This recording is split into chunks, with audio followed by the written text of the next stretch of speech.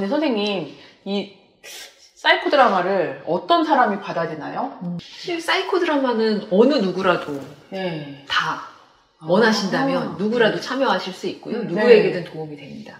그리고 뭐 집단은 여러 가지 집단이 있을 수 있겠죠. 네. 사실 예전에 이제 저희 학회 초창기에 김수동 선생님은 네. 어떻게 하셨냐면 대학로에서 극장을 크게 빌려서 일반인들을 대상으로 100명씩 200명씩 모아놓고 하셨었어요. 와. 그리고 전문 연극 배우가 보조자를 했었고요. 와, 네. 그렇구나. 그래서 일반인들이 오셔서 네. 보시고 네. 그 중에서 정말 주인공이 나오고. 나오고 그렇게 하면서 치료가 이루어졌었기 때문에 뭐 대상은 우리 내담자뿐만이 아니라 일반인들도 네. 가능하고요. 또 이런 방법도 가능하세요. 이제 요즘 쓰는 방법은 학생들 이제 네. 학교에서도 많이 활용을 하는데요. 뭐 네. 학폭 피해자, 네. 가해자 네. 이런 것들을 가지고 극을 만들어서 아이들을 아. 사용을 하기도 하고 네. 그리고 실제로 이 드라마 기법은 사실 뭐 법에 소년원에 있는 친구들한테도 활용하기가 좋고요. 네. 그리고 뭐 결혼을 앞두고 있는 신혼부부들이 네. 함께 그 신혼부부들 그룹을 모아서 그 부부들이 이제 서로 역할 바꾸기를 해보고 네, 실제로 한번 살아보고 신혼생활을 해보고 이런 얼마든지 활용 가능성이 매우 많습니다. 그리고 실제로 또 조현병 환자들한테도 만성정신병원에서도 굉장히 활용이 많이 되고 있는데요. 왜냐하면 이분들의 사회기술 훈련이라든지 그렇죠. 그 안에서 해보는 거죠. 그렇죠. 사회적 재활을 통해서도 많이 하는데 네. 예를 들면 제가 예전에 있었던 병원에서는 어떤 거를 극으로 하기도 했었냐면 네. 이분이 50살이 넘으셨는데 네. 결혼을 못 하신 거예요. 그러니까 자기는 평생 소원이 결혼해보는 거다. 네. 그래서 즉흥적으로 네. 신부를 뽑고 네. 주례도 뽑고 네. 하객들도 뽑고 해서 결혼을 하셨어요. 그 안에서. 네, 그 안에서 네. 결혼을 네. 하시고 신혼여행도 떠나셨어요. 근데 너무 좋아하시는 거예요. 그렇죠. 네. 그리고 네. 사람들이 다 축하해주고 사진도 찍고 이렇게 하면서 그리고 또 너무 어떤 멋있네요, 분은 진짜. 네. 어떤 분은 자기는 저기 설악산 꼭대기에 가서 라면을 먹고 싶대요. 네. 이제 만성정신병원에서 오랫동안 오래 그렇죠. 입원해 계시는 표현을 못 분들도 해보니까. 많으시니까 네. 그래서 그러면 해보자. 네. 그래서 정말 설악산에 이제 같이 다 올라가서요. 네. 라면을 끓여 먹었죠. 그런 것들도 극으로 얼마든지 가능한 거예요. 그렇죠. 네. 놀랍네요. 진짜. 왜냐하면 그렇죠. 이 사이코 드라마의 세계에서는 네. 과거, 현재, 미래, 시간 개념이 없고요. 장소도 장소도 언제든지 갈 수 있고요. 네. 옥황상제를 만날 수도 있고 돌아가신 할머니를 만날 수도 있고 그렇죠. 네, 하나님을 만날 수도 있습니다. 그리고 내가 하나님이 될 수도 있어요. 그러네요. 모든 게 가능해서. 모든 게 맞아요. 가능하고 네. 뭐 대상 전부 다 가능합니다. 네. 그러면 이게 그러면 주인공이 네. 이 선생님 그 디렉터님 그럼 제가 이런 거를 하고 싶은데 이게 해달라고 요구를 하거나 아니면은 반대로 디렉터가 그럼 이렇게 하시라고 제안을 하거나 이런 것도 가능한 건가요? 그럼요. 그렇죠. 전에는 저희가 청구역에서 네. 이제 매주 드라마를 했었어요. 네. 그래서 거기에서 이제 드라마 하는 걸 아시는 분들이 이제 아름아름 찾아오시거든요. 네. 근데 오실 때 그냥 나 한번 가봐야지 이런 분도 있지만 이제 네. 마음속으로 네. 아, 내가 주인공이 돼서 이런 문제를 한번 다뤄보고 싶어라는 마음을 가지고 오시는 분들은 이제 그런 의도를 갖고 오시는 분들이죠. 그렇죠. 그러네요. 그렇습니다. 그러네. 근데 아셔야 되는 거는 네. 거기에 있는 모든 사람들이 다 주인공이 될 수 있고 사실 그렇게 마음먹고 오신 분들이 한 명이 아니라면 네. 이제 그날의 주인공은 그 중에서 또 결정이 되겠죠. 그러네요. 그날 모인 분들이 가장 관심 있어 하는 주제를 네. 갖고 있는 분이 주인공으로 선정이 되는 거예요. 아, 선정은 그럼 디렉터가 해주셔야 되겠네요. 집단원이 합니다. 아, 진짜예요? 그렇죠. 모든 것은 네. 집단의 자발성. 아, 그렇죠. 디렉터는 그 흐름을 그냥 매니지만. 매니지만 하는 사람이지 모든 것은 다 집단의 힘으로 이렇게 멋있네요, 끌고 진짜. 네, 예, 맞아요. 맞습니다. 실제로 이 집단을 모으고 네. 집단을 한 시간에 장소에 모으고 이러는 거 자체가 어렵기 때문에 정말 급한 경우에는 그냥 진료실 내에서 1대1 사이코 드라마를 진행하기도 해요. 그래서 정식으로 웜업부터 본극, 나누기까지 할 수는 없지만 사이코 드라마의 이제 기법 중에서 굉장히 유용한 기법들이 많기 때문에 그 중에서 몇 가지를 하기도 합니다. 예를 들면 비내자 기법이 있는데요. 내담자가 왔을 때 내담자께서 이제 뭐 어떤 인물에 대한 얘기를 하세요. 예를 들면 요즘 직장 상사, 혹은 가족, 남편에 대한 이야기를 하셨을 때, 그러면 이 옆에 있는 이 의자에 그분이 앉아있다고 생각하시고 한번 말씀을 해보세요. 네. 한번 말씀을 해보세요. 그러면 말씀을 하십니다. 그렇죠. 말씀을 하시죠. 이제 처음에 좀 어색해 하시기도 해요. 그러면 제가 좀 도와드리기도 해요. 여보, 당신 왜 그래? 뭐 이렇게 시작을 하면 또 생각보다 잘 하세요. 잘 하시고, 그럼요. 거기에서 이제 끝나지 않고 말씀을 좀 나누다가 그러면 여기서 한번 우리 역할 바꾸기를 해볼까요? 그래서 의자를 바꾸기만 하는 거예요. 앉은 자세만, 앉은 자리만. 그럼 이제 이분이 남편의 입장이 되고 아내한테 그러면 남편이라면 어떻게 얘기를 해주시겠냐? 이 말을 들었을 때 어떻게 대답하실 것 같아요? 이렇게 하면 또 남편이 돼서 또 말씀을 잘 하세요.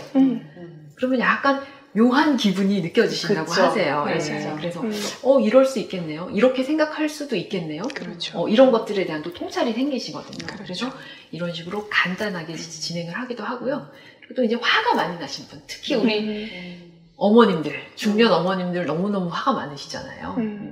그래서 이제 화가 나셨을 때 사실 처음에 내가 화병의 원인이 어디서부터 왔어? 라고 얘기는 못 하세요. 못 하시는데 어머님, 제가 쓰는 거는 이제, 어머님은 이거 누가 이렇게 화나게 했는지 어머님은 아시잖아요. 제가 이렇게 얘기하면은, 하면서 이제 얘기를 하시거든요. 그러면 이제, 이런 것들이 쌓여서 어머님들이 이제, 어느 날은 진짜 너무 화가 난다. 어떻게 하고 싶다. 그러면 이제 쿠션 같은 거를 드리고, 신문지를 말아서, 미운 사람이라고 생각하고, 한번 때려보라고. 그럼 이제 막 때리기도 처음에 잘 못하시기도 하거든요.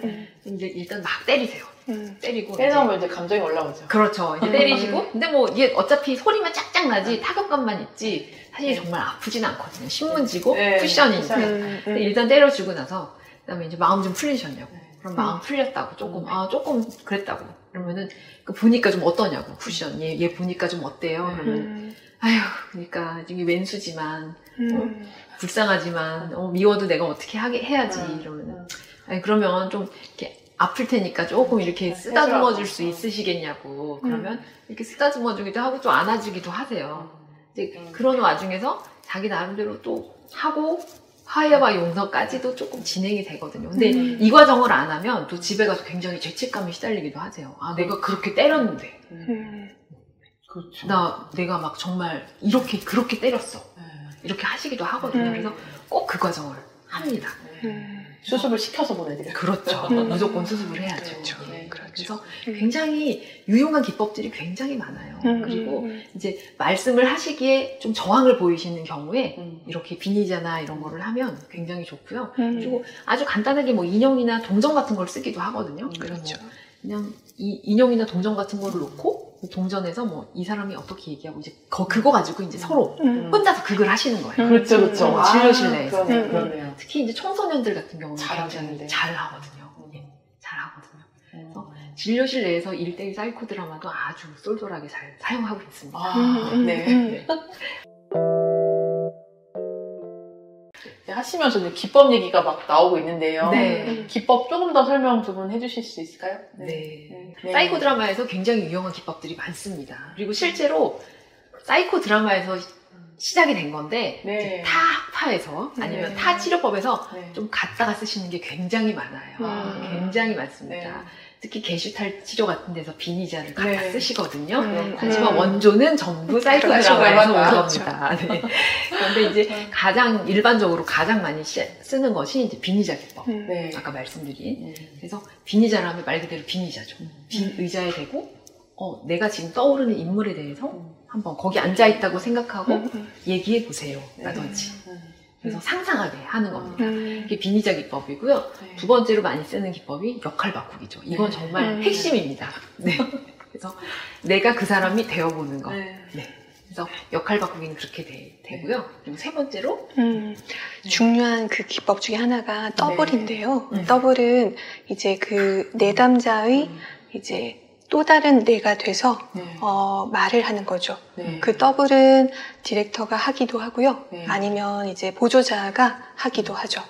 그래서 이제 1:1로 할 때는 지금 아까 최은영 선생님이 설명하신 것처럼 이렇게 작은 곳에서 1:1로 할 때는 이제 저희가 더블을 하게 되죠. 그렇죠. 근데 이 더블이 되게 중요한 것 같아요. 왜냐하면 본인은 내담자 본인은 그 어떤 인물을 마주했을 때 그게 이를테면은 나의 엄마다 혹은 아빠다 뭐 직장 상사다라고 해도 사실 말을 잘 못해요. 그 사람이 앞에 있다 그러면은 감정은 막 차오르는데 말을 못해요. 심지어 엄마 나 너무 화가 나 이런 말도 힘들어해요. 왜냐면 그런 말을 별로 안 썼으니까. 근데 그걸 옆에서 더블이 도와주는 거죠. 대신 말해주나요? 그쵸. 대신 말해주는 거예요. 예를 들면 나 지금 너무 화가 나. 나 너무 속상해. 이런 말을 같이 대신 해주는 거예요. 그러면은 그 내담자는 그게 자신의 마음과 똑같으면 자기 말로 해보는 거죠. 그 감정을 언어화시키는 거죠. 근데 그게 굉장히 중요해요. 그렇게 하면서 자기의 마음을 알아가잖아요. 그래서 사실은 내가 화났구나. 이런 그렇죠. 그걸 인정하는 게 굉장히 큰 안도감을 주고 그 어떤 정서의 변화를 가져오는 것 같아요. 그걸 이제 옆에서 계속 도와주는 것이 굉장히 큰 변화를 이끌어내죠. 근데 항상 여기서도 무리하지 않습니다. 물어보고 이 사람 분명히 화가 난 것 같은데 너 화났잖아 이렇게 하는 게 아니라 일단 엄마 나 화가 나 라고 하고서 항상 주인공한테 물어봐요. 어때요? 이 마음이 맞나요? 제가 지금 말한 게 맞나요? 라고 꼭 확인을 하는 과정이 필요해요. 설령 그 더블이 틀려도 괜찮아요. 그렇죠. 왜냐하면 이제 옆에서 나 화가 나라고 했는데 내가 생각해보니까 나는 화가 난 것 같지 않거든요. 그러면은 보통 내담자가 자기 기분을 다시 얘기해요. 슬픈 것 같아요. 나 슬퍼요. 나 속상해요. 근데 그렇게 자기 마음을 계속 알아가는 과정이 굉장히 중요하기 때문에 그게 맞는 말이어도 중요하고 틀려도 중요해요. 그러네요. 그렇게 더블이 알려줘야 나 화난 게 아니라 난 사실 슬펐구나. 반대로 그렇죠. 교정해주는 거죠. 맞아요. 사이코 드라마를 통해서 어떤 변화가 있는지, 뭐 감정 표현이 더 자유로워지는 건지 아니면 뭐 인격이 성장하는 건지 궁금하실 수 있거든요. 혹시 그 사이코 드라마 전후의 변화에 대해서 좀 설명을 좀 부탁드릴게요. 사이코 드라마는 이제 그 주인공이 겪은 현실을 굉장히 구체화해서 이제 무대라는 공간에 펼쳐놓고 주인공이 원하는 대로 드라마를 만들어가는 거잖아요. 우리가 이제 대부분 어떤 좀 힘든 일을 겪을 때 내가 원하는 대로 일이 진행되는 경우는 거의 없죠. 관계도 그렇고 이를테면 이 사람한테는 꼭 이런 말을 하고 싶었는데 하지 못했던 것도 너무 많고 사실 우리가 뭐 트라우마라고 말하는 것 자체가 우리 다 미해결된 상태로 끝나기 때문에 트라우마라고도 하잖아요. 그래서 그거를 끝낼 수 있게 도와줘요. 예를 들어서 이제 제가 이분은 드라마 하면 좋겠다라고 생각하는 것 중에 하나가 그러면 난 할머니가 돌아가셨어요. 근데 자기는 할머니를 돌아가시기 전에 만나 뵙지 못했어요. 마지막 인사를 못했어요. 그래서 애도가 안 된 상태로 이제 계속 머물러 있다. 그러면은 이런 경우에는 드라마를 하면 정말 그 이렇게 쌓여있던 그런 감정들 그 표현되지 못한 슬픔이 충분히 표현될 수 있는 기회가 생기죠.